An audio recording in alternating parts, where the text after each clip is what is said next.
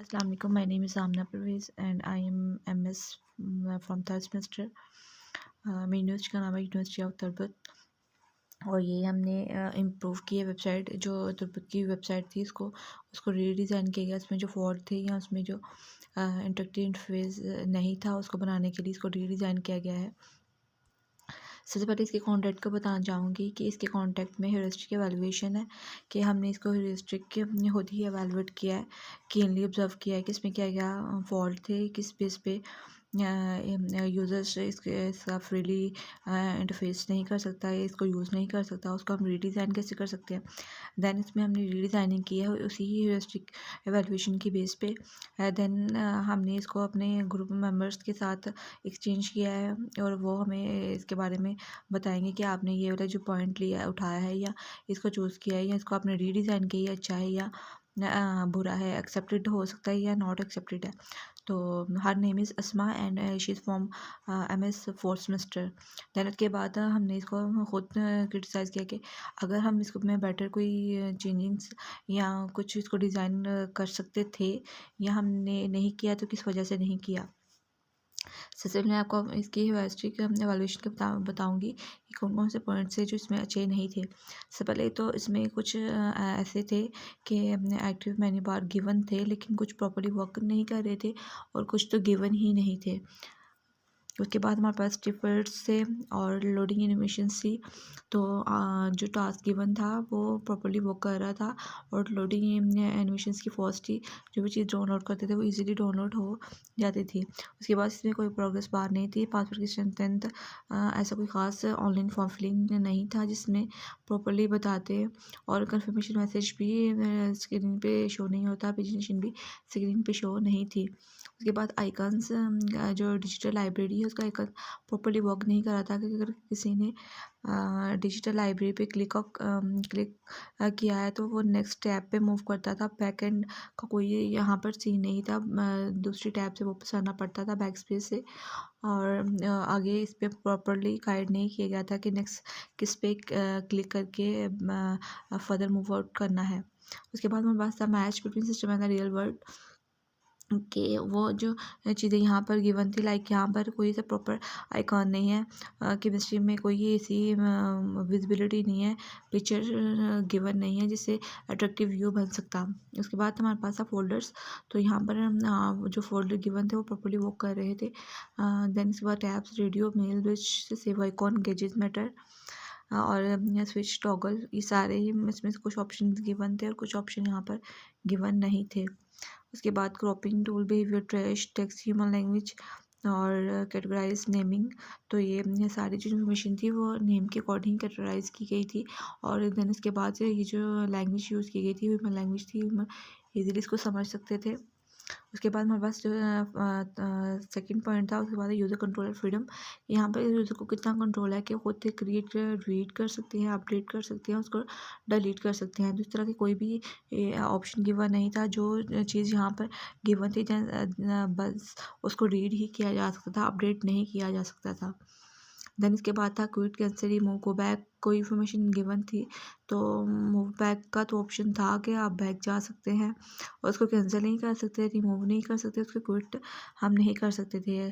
और search bar given थी लेकिन वो बॉटम पे गिवन थी और मोस्टली जो वेबसाइट्स हैं वहाँ पर जो सर्च बार है वो टॉप ऑफ दी वेबसाइट होनी चाहिए।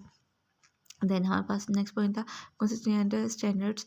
यहाँ पर जिसके हाइपर लिंक थे वो अंडरलाइन थे कि इजीली इससे पता चलता है कि ये लिंक पीछे मूव आउट कर रहा है, हायरार्की को फॉलो कर रहे थे ये।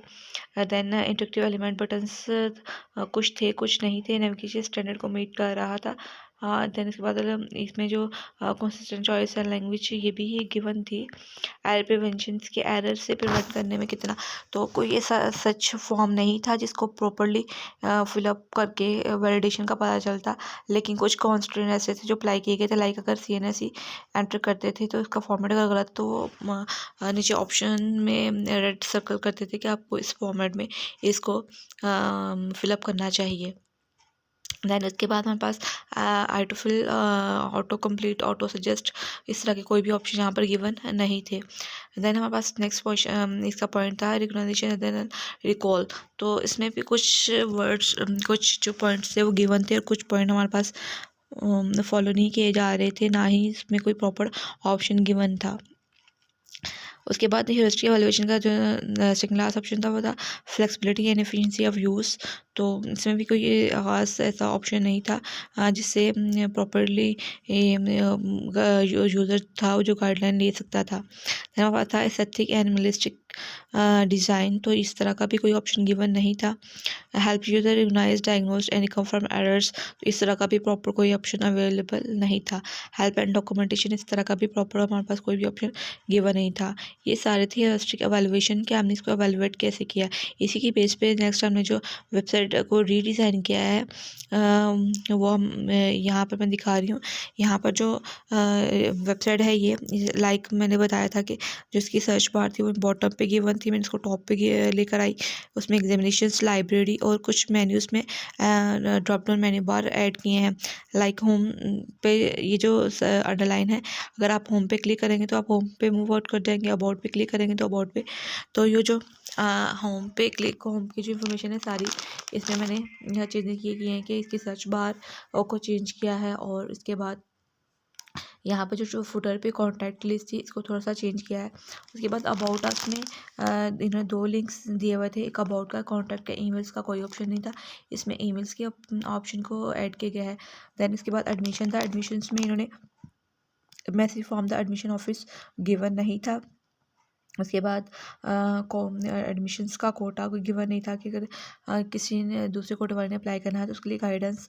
उसके बाद रिजर्व सीट्स के बारे में कुछ नहीं बताया गया था कि अगर हमने अप्लाई करना है तो यहाँ पर रिजर्व सीट्स कौन कौन सी हैं।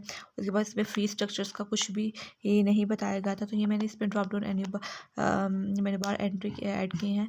दैन उसके बाद था फोर्थ वाला स्टूडेंट सर्विसेज। तो स्टूडेंट सर्विसेज में मैं 2 चीज़ें ऐड की हुई थी।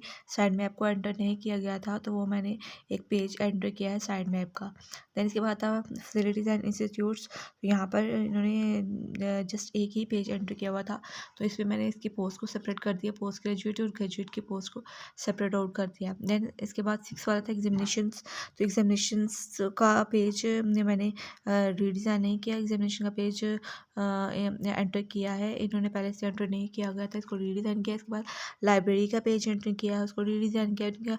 और उसके बाद पब्लिकेशंस में कुछ चीज़ें ऐसी थी जो उन्होंने ऐड नहीं की हुई थी, लाइक प्रोजेक्ट इन प्रोसेस और इंडस्ट्रियल प्रोजेक्ट के ये जो प्रोजेक्ट्स कर रहे हैं, अगर यूनिवर्सिटी के वो प्रोजेक्ट्स हो तो वो प्रोसेस में कौन कौन से चल रहे हैं और इंडस्ट्रियल प्रोजेक्ट कौन कौन से हैं। अबाउट के पेज को रीडिज़ाइन नहीं किया गया, कॉन्टैक्ट अस के पेज को भी रीडिज़ाइन नहीं किया गया, लेकिन यहाँ पर हमने ईमेल्स के अकाउंट को रीडिज़ाइन किया गया। अगर कोई भी नेम और डिपार्टमेंट करता है तो उसकी सारी डिटेल यहाँ पर फाउंड आउट कर सकते हैं। उसके बाद हमारे पास एडमिशन्स का पेज वही था, उसको चेंज आउट नहीं किया। उसमें message from the admission office इसको चेंज किया है कि एडमिशन्स की सारी डिटेल राइट साइड पे हो जाएगी, लेफ्ट साइड पे हमारे पास यहाँ पर उसकी जो उसका मैसेज है एडमिशन ऑफिस का वो यहाँ पर क्लियर होगा। उसके बाद एडमिशन का कोटा कि किस कोटे की बेस पे कितना मेरिट होगा, कि कोई भी अगर लाइक पंजाब सिंध में खैबर पख्तूनख्वा कोई भी यहाँ पर अप्लाई करता है तो उसको कितने परसेंट उनका जो कोटा है सिलेक्शन बेस पे कितना उसके लिए हेल्पफुल होगा। उसके बाद हमारे पास रिजर्व सीट थी कि यहाँ पर किस लेवल पे मास्टर में, एफिल में, बैचलर में है कि किस बेस पे सीट्स को और कितनी कितनी सीट्स को रिज़र्व किया गया है। उसके बाद हमारे पास फ़ीस स्ट्रक्चर था कि क्या आपने जिस प्रोग्राम में अपने एडमिशन लेना है उसका फ़ीस स्ट्रक्चर क्या है, कि किस हद तक आपको डिस्काउंट मिल सकता है, या आपने कितनी फ़ीस पर सेमेस्टर यहाँ पर सबमिट करवानी है। उसके बाद हमारे पास एडमिशन सर्विसेज का आ जाता है, इस पे पेज इन्होंने डिज़ाइन अच्छा किया गया, इसको चेंज नहीं किया। और इसमें जो हमारे पास नेक्स्ट ऑप्शन है 2 वाले, उनको भी मैंने चेंज नहीं किया। इसमें फैसिलिटीज़ एंड इंस्टीट्यूट्स में मैंने 2 पोस्ट ऐड की थी, अंडर ग्रेजुएट पोस्ट और ग्रेजुएट पोस्ट। एक ये हमारे पास अंडर ग्रेजुएट पोस्ट है और ये हमारे पास ग्रेजुएट पोस्ट है। इसमें सारे इंचार्जेस का फ़ोन, ईमेल एड्रेस, हर चीज़ डिटेल यहाँ पर गिवन है। दैन उसके बाद था एग्जामिनेशंस। तो एग्जामिनेशंस में वाइस चांसलर का बताया गया है, और उन्होंने examination how they conduct examinations in the university. तो यहाँ पर टेक्स्ट डिस्प्ले होगा। उसके बाद लाइब्रेरी का पेज डिज़ाइन नहीं किया गया था, उसको अच्छे से डिज़ाइन किया गया है। उसमें how you can buy books, और कितना रिकॉर्ड यहाँ पर हमारे पास पड़ा हुआ है। उसके बाद पब्लिकेशंस का पेज, उसमें कोई चेंजिंग नहीं की। पब्लिकेशंस में एनुअल स्पोर्ट्स थी, जर्नल्स से, और देन हमारे पास न्यूज़ लेटर्स से। इनके पेजेस यहाँ पर इन्होंने डिज़ाइन किए हुए थे। 2 पेजेस इन्होंने डिज़ाइन नहीं थे किए हुए, वो ये थे कि जो इनके प्रोजेक्ट थे वो प्रोसेस में थे। तो वो थोड़ा सा मैंने गो थ्रू करके इनके प्रोजेक्ट्स बताए कि कौन कौन से इनके प्रोजेक्ट प्रोसेस पे हैं, और इंडस्ट्रियल में कौन से प्रोजेक्ट चल रहे हैं। तो ये तो पॉइंट्स के किसी भी यूज़र्स के लिए अच्छे साबित हो सकते हैं। दैन इसके बाद जब हमने अपनी वेबसाइट एक्सचेंज की गई, तो उसमें जो मेरे पार्टनर थे उन्होंने मुझे बताया कि आपने जो ये काम किया है सर्च बार का टॉप पे, ये अच्छा है। उसके बाद आपने जो मैंने बाद में एग्जामिनेशन लाइब्रेरी एंट्री की है, ये भी इंफॉर्मेटिव है। उसके बाद जो आपने पब्लिकेशंस में 2 पॉइंट एंटर किए हैं, इंडस्ट्रियल प्रोजेक्ट इन प्रोसेस, ये भी आपने अच्छा पॉइंट उठाया है। तो जो चीज़ उन्होंने एक्सेप्ट नहीं की गई थी, वो ये थी कि आपने जो अंडर ग्रेजुएट पोस्ट ग्रेजुएट में पोस्ट एंड की हुई हैं, वो ज़्यादातर समझ नहीं आ रही। तो ये कुछ ज़्यादा रीडिज़ाइनिंग में हम एंटर नहीं कर पा रहे थे। मैंने थोड़ा थॉरली इसको सर्च करके जितनी मुझे समझ आई उतनी मैंने पोस्ट यहाँ पर एंटर कर दी थी। तो इनका पॉइंट अच्छा था। उसके बाद मैंने कहा था home page must contain less informative information, के होम पेज पे आपने ज़्यादा इन्फॉर्मेशन ऐड कर दी, अगर इसको काम करें तो इन्फॉर्मेटिव बन सकती है। देन इसके बाद मैंने होस्ट इसको क्रिटिसाइज़ किया, और अगर तो हमारे पास टाइम ज़्यादा होता तो हम इसको ज़्यादा एक्सप्लोर कर सकते थे कि जो मेन्यूज़ बार थे, सब मेन्यूज़ बार थे, हम वो ज़्यादा ऐड कर सकते थे, उनको ज़्यादा एक्सप्लोर कर सकते थे, और अच्छे स्लाइडर्स लगा कर, इमेजेस लगा के व्यूअर्स के लिए होम पेज पे कि ये अट्रैक्टिव बन सकती है, और हम लाइब्रेरी के पेज को ज़्यादा अच्छे से उसको रीडिज़ाइन कर सकते और ज़्यादा एक्सप्लोर कर सकते थे। आई होप आपको ये वीडियो अच्छी लगी होगी। Thank you.